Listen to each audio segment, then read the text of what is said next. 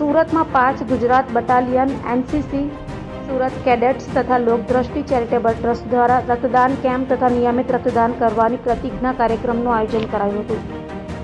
સમગ્ર વિશ્વને લોહીના વિવિધ ગ્રુપો વિશે માહિતગાર કરનાર વૈજ્ઞાનિક કાર્લ લેન્ડસ્ટેનરના જન્મદિવસને એટલે કે 14 જૂનના આજના દિવસે વિશ્વ રક્તદાતા દિવસ તરીકે મનાવાય છે.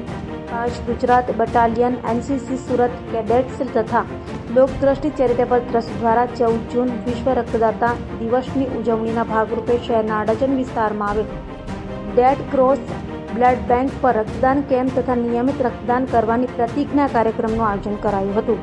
જેમાં બ્લડ બેંક તથા સંસ્થાના પ્રમુખ ડોક્ટર પ્રફુલભાઈ સિરિયા, જેઓએ 175 વખત પોતાના રક્તનું દાન કર્યું હતું અને તેમણે ઉપસ્થિત તમામ લોકોને રક્તદાન કરવાનું મહત્વ અને તેની જરૂરિયાત વિશે ખૂબ મહત્વની જાણકારી આપી હતી.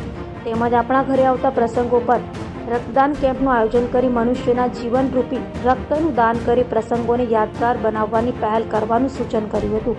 ત્યારે રક્તદાનની ઉજવણીના 20 વર્ષ રક્તદાતાઓનો આભાર થીમ પર ઉજવાતા આ વર્ષના રક્તદાતા દિવસે 5 Gujarat battalion, NCC, Surat cadets તથા લોકદ્રષ્ટિ ચેરિટેબલ ટ્રસ્ટ દ્વારા રક્તદાન કેમ્પનું આયોજન કરાયું હતું.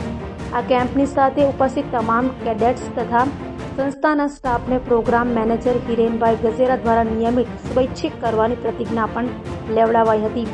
સુરત શહેરની કુલ 5 જેટલી કોલેજોના છાત્રોને આવરી લેતી શહેરની 5 ગુજરાત બટાલિયન, એનસીસીના અંદાજે 50 જેટલા કેડેટ્સ સમગ્ર કાર્યક્રમમાં હાજર રહ્યા હોય, જેમાંથી મહિલા અને પુરુષ છાત્રોને મેળવી કુલ 27 જેટલા કેડેટ્સે સ્વૈચ્છિક રક્તદાન કરેલ. તેમજ ઉપસ્થિત તમામ લોકોએ નિયમિત રક્તદાન કરવાની પ્રતિજ્ઞા પણ લીધી હતી.